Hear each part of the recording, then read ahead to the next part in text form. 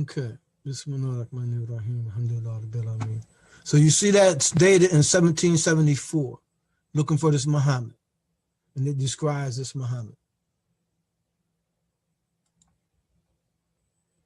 Here, during the colonial and the Revolutionary War, we find a few people, at least 6 people that had Islamic names. One, Yusuf bin Ali, became known as Joseph Ben Halley. His family lived in Sumter, South Carolina. Some of the descendants still live there today. There was a Babbitt Muhammad, who was a corporal in Virginia, listed in Revolutionary War records. Peter Salim and Salim Poor, we know about their history as African-American Revolutionary War heroes. American language, they say Salem, but if you look in the dictionary, the word is Salim, and the root word is Arabic. Then there's also 2 names, Francis Saba and Joseph Saba. Then in the War of 1812, there was the brother Bilali Muhammad, who told the slave master, said that I got 80 men to help defend this island. I can't count on the other slaves that you own. And this was on Sapelo Island in the War of 1812. There was also 2 other brothers that was listed. One was named Jacob Amin. He was a private in the company, in the Norfolk military. And then also there was a John Hameen, who was a corporal in the Company 4 regiment out of Virginia. Then the first time we seen the name Bilal was with that brother Bilal we talked about in the War of 1812. There's reports, there's a few books out. Philip Curtin did a book, Africa Remembered, and he describes within his book about Bilali Muhammad being a plantation manager of over 450 people on the island Sapelo Island.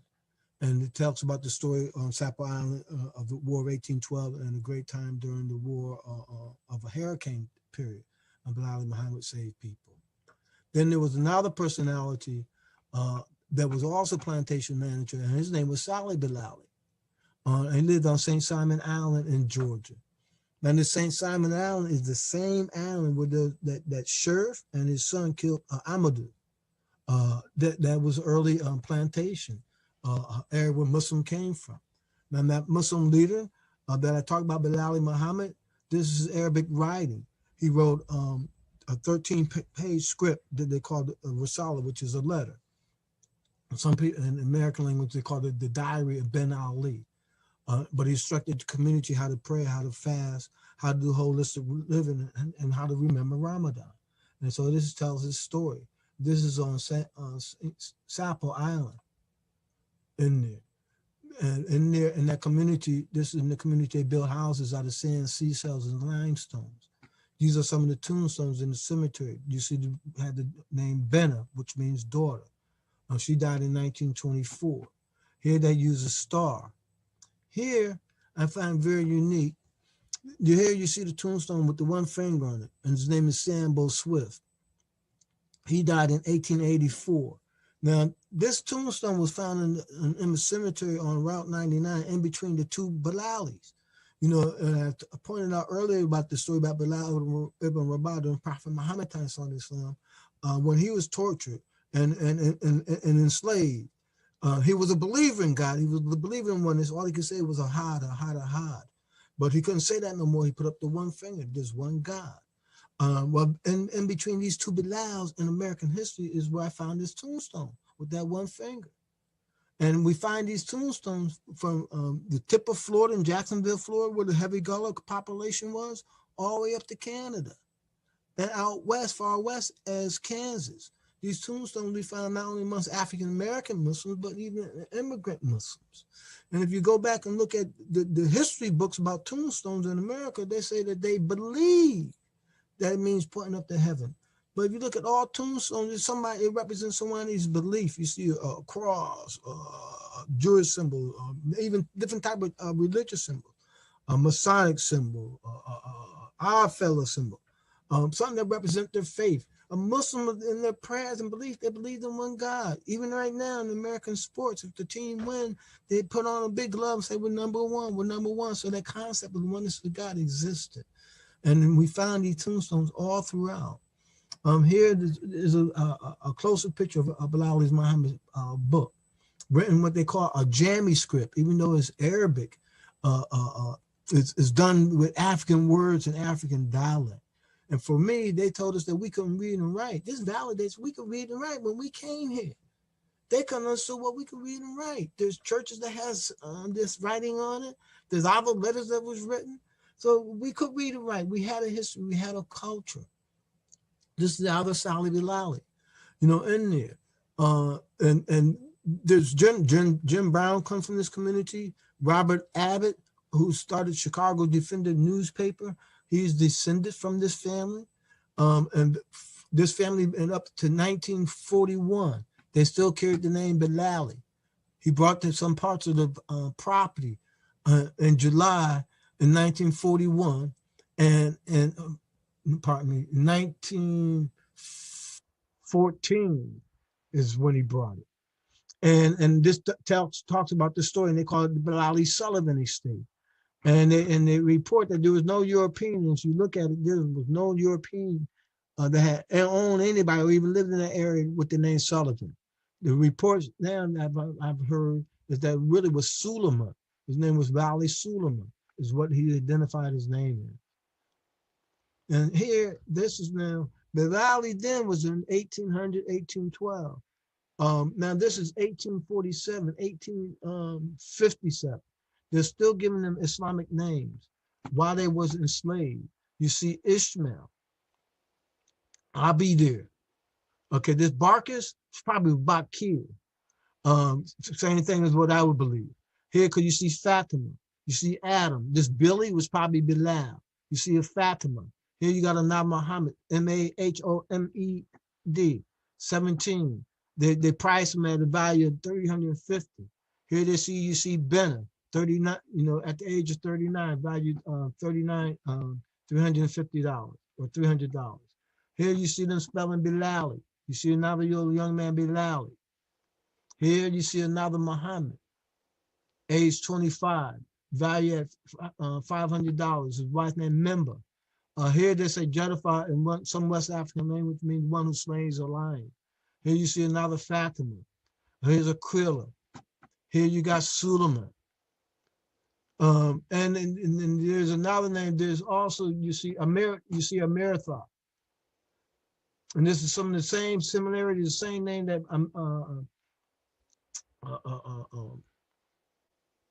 Harriet Tubman had, that what she was born with, Aminata. And that's the same Aminata as you look at what they call that story, the Book of the Negroes, about the Canadians, the Africans that came up out of the Gullah people from the Georgia area. They had that same name.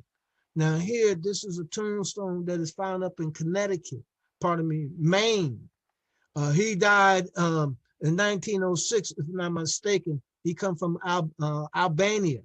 Here you see the name Bilalski, but you hear the root word is still Bilal. You see Bilali, Bilalski, let you know the region that he came from. His name was Qasim Sally Bilalski. And so to still see this name Bilal transcend all throughout the United States and in all cultures. Here in 1950, in the 1850s, pardon me, there appeared a man in the census record. There appeared a man from Arabia that had the name Muhammad. He was living in California. And in 1850, there was another census record. This census record was about an freed African-American family. This is a free Black family. Most Black people didn't get their freedom until 1865. But they was living in Frederick, Maryland, where John Brown and all that stuff went on. And they was free. They was born free. A whole Black family up in there. These are some of the census records. This is the 1850 census record out in California. 1850. His name is Muhammad. Age 22, work as a laborer from Arabia. Here's the other census record of this Muhammad. Her name is Margaret Muhammad. Matter of fact, she became known as Margaret Hagan Muhammad. And this is her family. Jeremiah Muhammad, Sarah Muhammad, and the other siblings, all listed as B. You see B listed as means Black, and there's free people, free inhabitants. And this is in Frederick, Maryland. This is an 1850 census. This is one of the children of that first Jeremiah Muhammad. He was born in 1865. He was that young one, Jeremiah Muhammad. And now he spelled his name Mahammitt. He died in 1923. Now some of his descendants still maintain carrying that name. There's records that you see that of people that had that name, Muhammad, up into the 60s. Some of them got arrested for protesting for a certain amount of rights, civil rights, and activities in that area. But this is that descendant, Jeremiah Muhammad. And then the other spelling they do Mahammet.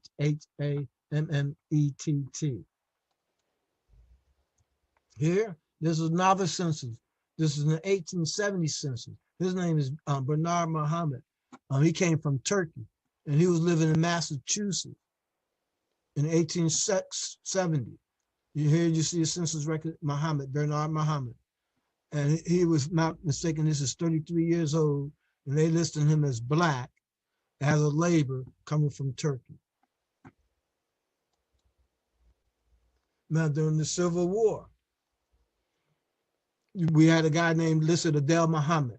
He was a private in the Marines 11th Infantry up in Maine, in Maine. He was also a prisoner of war. And then during the Civil War, there was a Luke or El Muhammad. I'm not sure it was Luke, Lukman. I'm not sure what his first name was, but El Muhammad was a private in the Confederate Army in the Charleston Regiment. Then here, this is another census record in 1880, and this is in Wyoming, and this is a military base. Here you got a B.A. Muhammad, he was a private, he's a soldier, came directly from Africa. His mother, father, everybody's born from Africa. You see him listed in the 1880 census records. Then in 1830, there was a town called Mohammed in Illinois, which was developed. And then by the late 1850s, there was another town called Mohammed, Texas. They had a post office. Yeah, and that was led by a guy named August Muhammad. He was the postmaster of Mohammed, Texas by 1879. This is his town, Mohammed, Illinois. Now, some of the unique things about this town, one of the most unique things about this town, there's reports that Abraham Lincoln spent the night in this town. Now here, in that same town, you see tombstones with that one finger that I talked about earlier, even in this town. Now, many of the people in this town didn't want the name Muhammad. They tried to change it to Middletown. So in the cemetery, you see Middletown. In some other places, you'll see Middletown. But the highway sign is Muhammad. The public library is Muhammad. The grocery store is Muhammad. The administrative building is Muhammad. And there's reports that Abraham Lincoln spent the night in this town. And this is supposed to be a town where the Ben Ishmael tribe and some early Melungeons helped live and establish. Now, there was a gentleman that was born in that town, and he was traveling out in Texas. And while he was traveling out Texas, he saw that there was another town called Mohammed, Texas. And he stopped and looked, and the town had a post office from 1857 to 1916, led by a guy named August Muhammad. In here, like a lot of times, and this is in Texas, you hear that racism or that mentality that nativism, that we don't belong, that we was not cowboys. What we wasn't, we was Campbell boys. And we helped establish towns in America. And one of the towns we see right there in Texas, in the heartland of Texas. And we was camel herders. We settled camels. The U.S. government brought 75 camels from all around the Muslim world to see what could go out west. You can see reports in the Senate reports, newspaper reports. There's so many stories about them and their journey out there. And one of the most famous personalities that come from those camel herders is Hajj Ali, which would have the nickname Hajj Ali. Now this here is a town called, and I think they pronounce it Medina. Mina or something. I don't know how they pronounce it, but it was Medina. It's Medina, Ohio, and lo and behold, Medina, Ohio had the first name. It was first name Mecca. Then somehow they changed back. It said originally called Mecca. Then they went back to the name Medina. So I don't care how they try to cover it up. Mina, Dina, Mina, Dina. It's Medina. Medina. And they had that intent to talk about the birthplace of the religion of Islam. So these are some of the names that we see, of instance of just a town that have Islamic roots that have some type of connection with Muslim with the name Muhammad. Now in World War One, those 584 soldiers that with the last name Muhammad, spelled 33 different ways. Now here you see Mohammed, but they had Maha, one M, two M's, ED, AD, ET, IT, one M, U. There's 41 different ways, and there's more than that, and then there's more than that. It was just 33 there. I counted up one point over 41 different ways. I'll show you a few more in a few minutes. In World War II, there was over 48 people that had the last name Muhammad that fought in the war. Now here, just in Connecticut, I come from Connecticut, so I put a little focus on Connecticut census. Here you got Bulu, which is probably Bilal, back here. Jamal Bilal, Usman or Osman Bilal, George William Bilal. And these are people that lived in Connecticut. Some was born in Albania. Harman Muhammad, Ali Muhammad. You see the spelling of different names. This Rafat Muhammad, Lamia Muhammad, Richard Muhammad, Ghani Muhammad. And these are live throughout New Haven, Waterbury, Trumbull, Hartford, different parts of Connecticut. This is early 20th century. Then in the census records, you got other Muslim names appear in census records. You got Usman Osman Muhammad. His name, 18 years old, coming from Turkey, in the United States. You got this Ali Muhammad, 40 years old, coming from Turkey. So you had that a wave of Muslims that came from the Ottoman, in the beginning of that Ottoman and fall of the Ottoman Empire, and different outskirts of that. You've seen this wave of them coming in. Another prior wave of Muslims coming in out of that area was Muslim coming from them was Muslim that came from the Levant, the Syrians and the Lebanese Muslims came prior to this wave of Muslims that you see that came in. And in 1920, census record, it was 14 people that had the last name Allah, coming from places like Turkey, Hungary, India, Greece, and Syria. 57 people had the last name Abdul. They was born in different places from Arabia, Oasis, Turkey, India, Syria, Republic, Constantinople, Napoleon, Syria, East India, Egypt, Germany, England, Poland, Hawaii, Pennsylvania, Massachusetts. There were so many places around and came from so many different regions. The census record is a great document, or a group of documents that highlight and points out early Muslim arrivals and looking at their records. Now, this other guy that I stopped at, this Mohammed Ali, he was really a Renaissance man during this time. Did a lot of great work in England, came over to the United States, did a lot of great work here in the United States. One of the things that he contributed amongst the African American community was that Marcus Garvey worked for him when he was in England. And he shared with Marcus Garvey some Islamic concepts, some Islamic ideas. And Marcus Garvey came up with the theme, one God, one aim, one destiny. And in some of the songs that they sang inside of their organization, the Garveyite organization, they had some of the songs had Islamic, had Allah in them, and some other Islamic concepts and verses in them. I found very unique. Mohammed Ali was there also at the opening of the first masjid that was built from the ground up in the Detroit area. And in 1921, this is them joining them in the Salah at that Juma. In the 1930 census, records, you got them going out in Nebraska,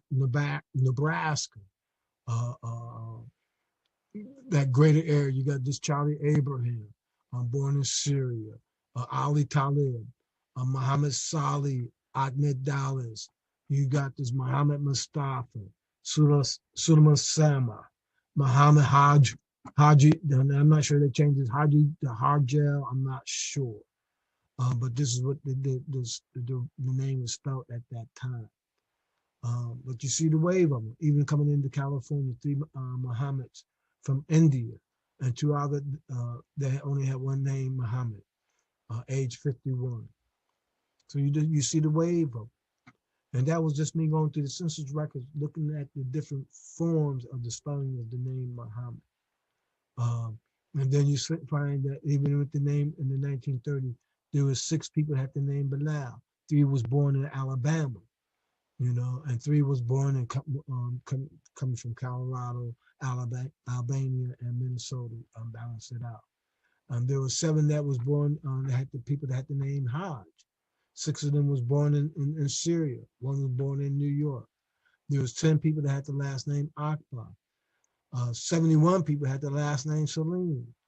215 people had the last name Salim with the I.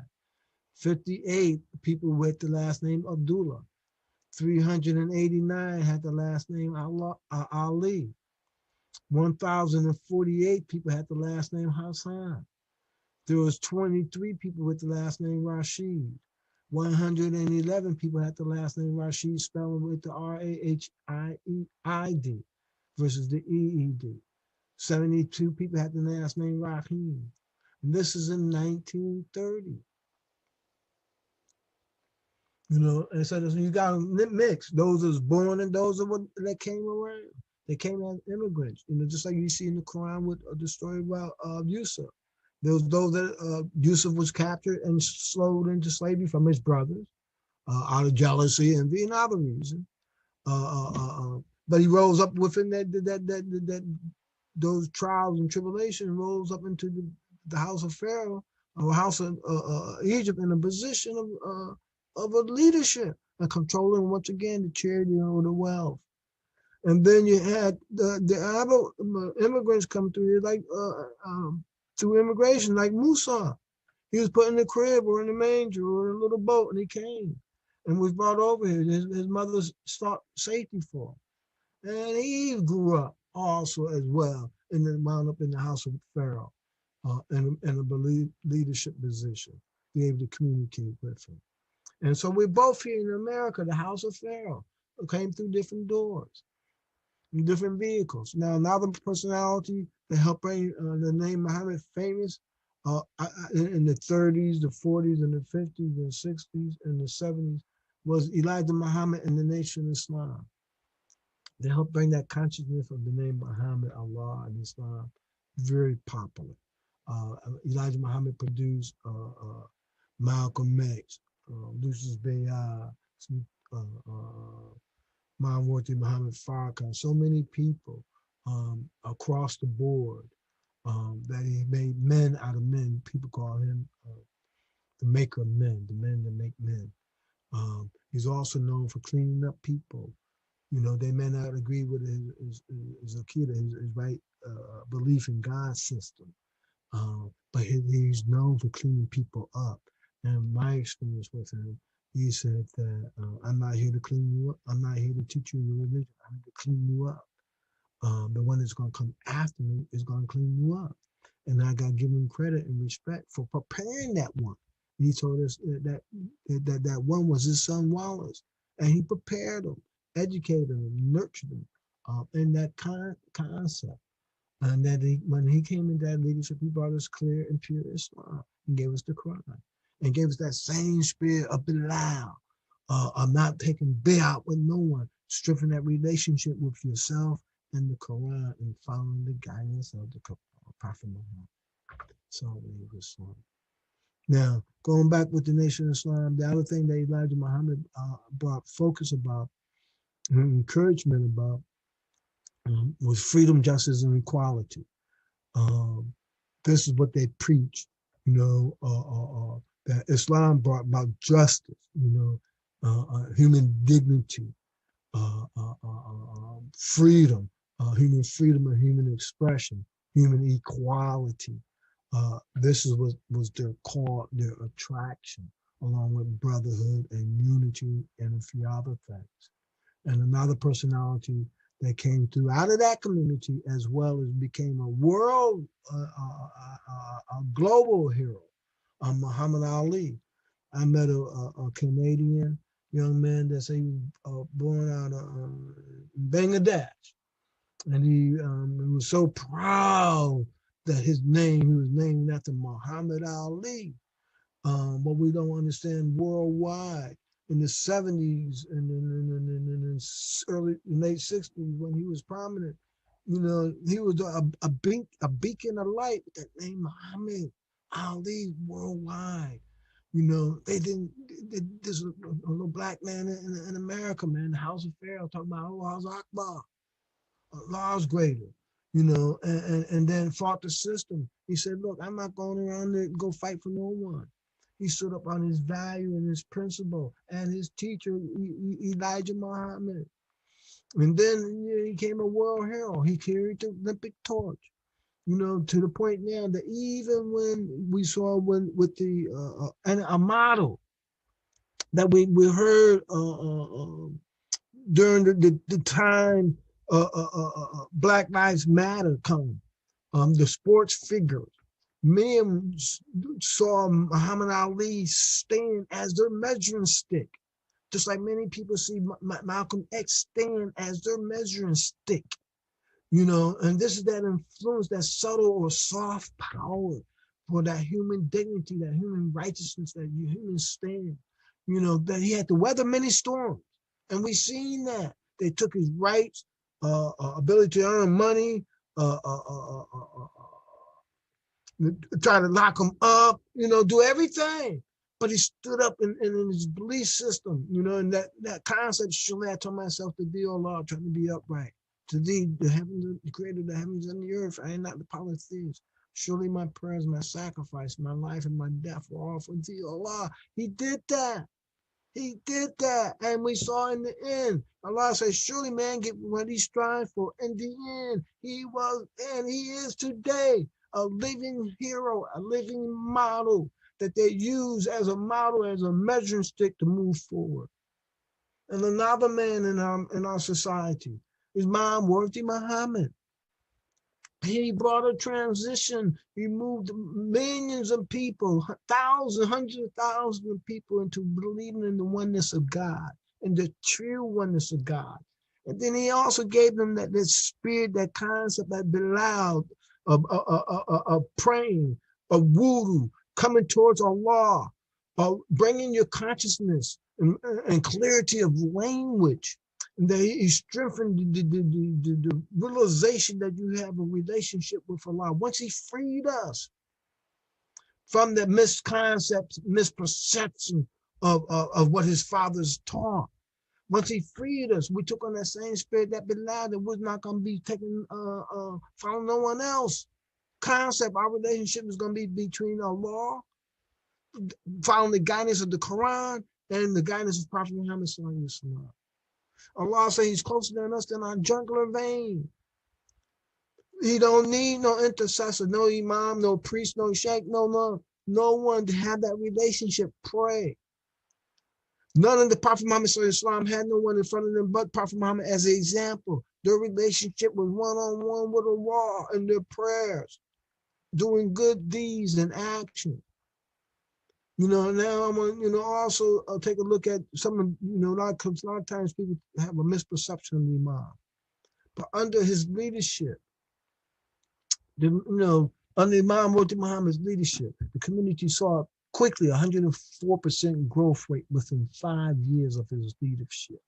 The community grew from 81 places of worship or temples from 75 to 165 masjids in 1980. In 1977, when the community changed its name from temples to masjids, they had a 79% increased growth. from 83 temples to 149 masajids.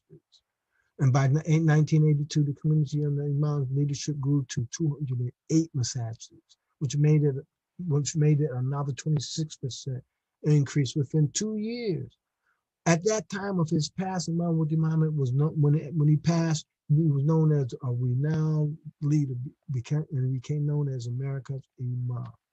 This is just some of the growth that we've seen under his leadership. Looking at the potentials. Now we take this information from Muhammad Speaks, Bilali News,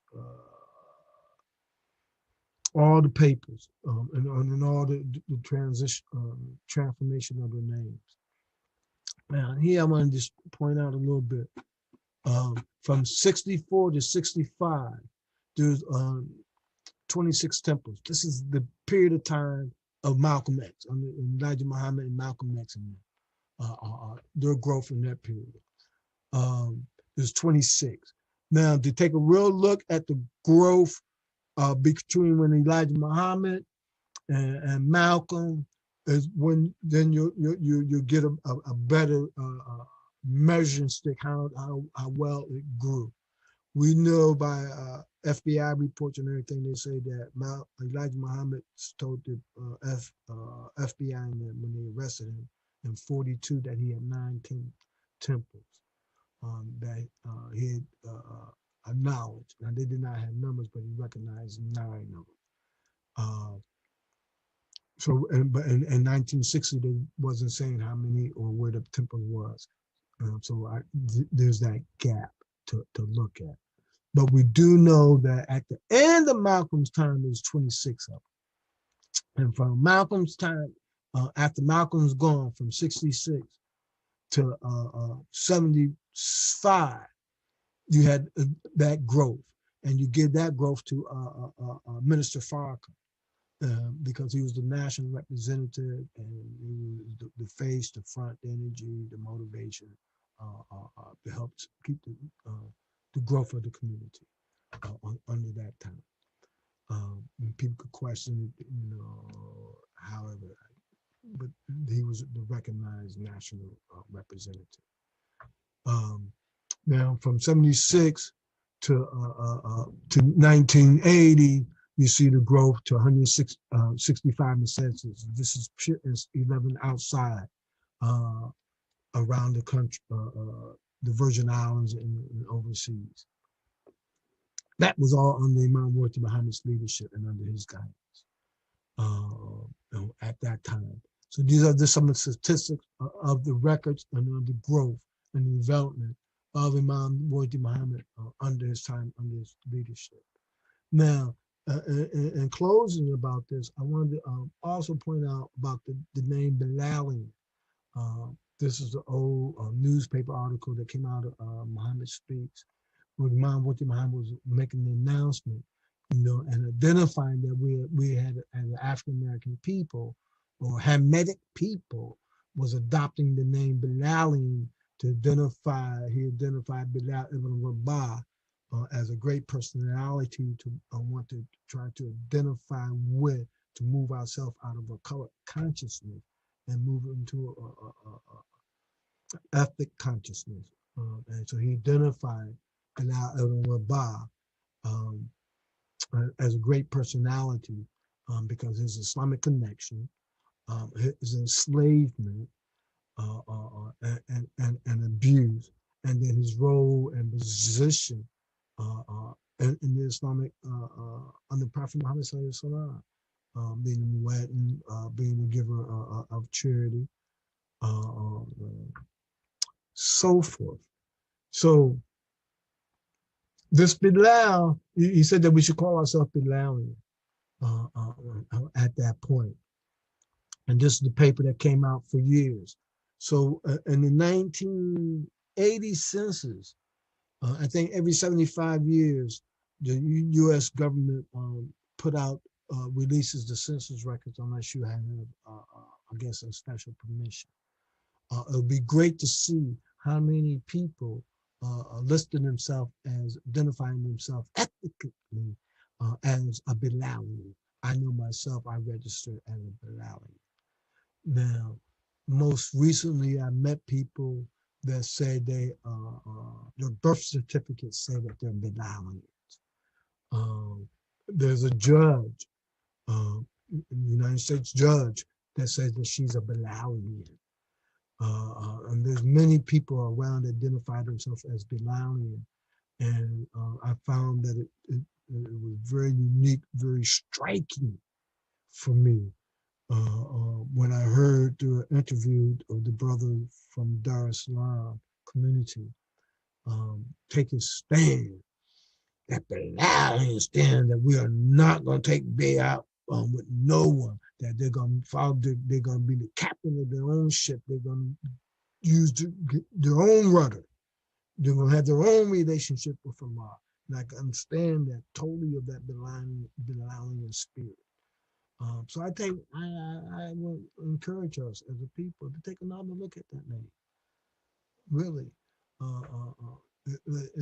it's not a bad name to take a look at, to identify with some characteristic traits, and they are healthy and positive, provide healthy and positive characteristic traits about us as a people. Now, in closing, this here is the last Muhammad, not the last, but the last of my presentation. His name was Chaplain. He was a chaplain of the army. He was the first Muslim chaplain of the army, Abdul Rashid Muhammad, the first Muslim chaplain of the army. And this is his story, and it happened in 1974.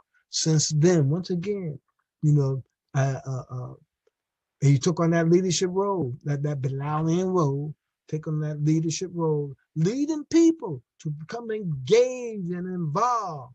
For those that it fits, you know, coming to the military, you know, and then he grew up and rose up in the military, that became a Muslim chaplain.